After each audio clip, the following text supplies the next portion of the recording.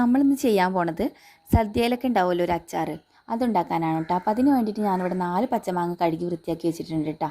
Then നമ്മളിതിൻ്റെ നെട്ടിഭാഗമൊക്കെ ഒന്ന് cut ചെയ്തിട്ട് ഒരു ഭാഗം കീറിയെടുക്കുന്നുണ്ട്. ദെൻ ഇത് ചെറിയ ചെറിയ ചീളകളാക്കിയിട്ട് ഒന്ന് കട്ട് ചെയ്തെടുക്കുന്നുണ്ട് കേട്ടോ. ഇനി ഇത് ചെറുതായിട്ട് കുനുകുനാ അരിയണം. ചെറിയ പീസാക്കി അരിഞ്ഞാൽ കേട്ടോ കാണാനൊക്കെ ഒരു ടേസ്റ്റും ഭംഗിയും ഒക്കെ. വേണമെന്നുണ്ടെങ്കിൽ നമുക്ക് വലിയ പീസാക്കിയിട്ടും അരിയാം. പക്ഷെ ഞാനിവിടുത്തെ ആ ചെറിയ പീസാക്കിയിട്ട് അരിയണത്. ഇവിടെ സദ്യയിലൊക്കെ നമ്മൾ ചെറിയ പീസാക്കിയിട്ടാണല്ലോ കാണല്. അപ്പോൾ അതുപോലെ ഇത് ഫുള്ളായിട്ട് തന്നെ ഞാൻ അരിഞ്ഞെടുത്തിട്ടുണ്ട്. നമ്മൾ ഇതിലേക്ക് ആവശ്യമായിട്ടുള്ള മസാലപ്പൊടികളാട്ടോ ചേർത്ത് കൊടുക്കുന്നത്. അപ്പോൾ ആദ്യം തന്നെ ഇതിലേക്ക് ആവശ്യമായിട്ടുള്ള ഉപ്പ് ചേർത്ത് കൊടുക്കുന്നുണ്ട്. ദെൻ കാശ്മീരി ചില്ലി പൗഡർ ഉണ്ടെങ്കിൽ അതെടുക്കുക, ഇല്ലാന്നുണ്ടെങ്കിൽ നമ്മൾ സാധാ മുളക് പൊടി എടുത്താലും മതി കേട്ടോ. എൻ്റെ കയ്യിൽ കാശ്മീരി ചില്ലി പൗഡർ ഉണ്ടായിരുന്നില്ല കേട്ടോ. അപ്പോൾ അതുകൊണ്ട് ഞാൻ സാധാ മുളക് പൊടിയാണ് ഇതിൽ ആവശ്യത്തിന് ഇട്ട് കൊടുത്തിട്ടുണ്ടായിരുന്നത്. പിന്നെ വേണ്ടത് ഉലുവ വറുത്ത് പൊടിച്ചതാണ്, അതും ഇതിൽ ഞാൻ ചേർത്ത് കൊടുക്കുന്നുണ്ട് കേട്ടോ. ഇതിലേക്ക് കുറച്ച് വെളിച്ചെണ്ണ കൂടെ ആഡ് ചെയ്ത് കൊടുക്കുന്നുണ്ട്. ആവശ്യമായിട്ടുള്ള സുറുക്ക കൂടെ ആഡ് ചെയ്ത് കൊടുത്ത് നന്നായിട്ട് തന്നെ ഒന്ന് മിക്സ് ചെയ്ത് കൊടുക്കുന്നുണ്ട് കേട്ടോ.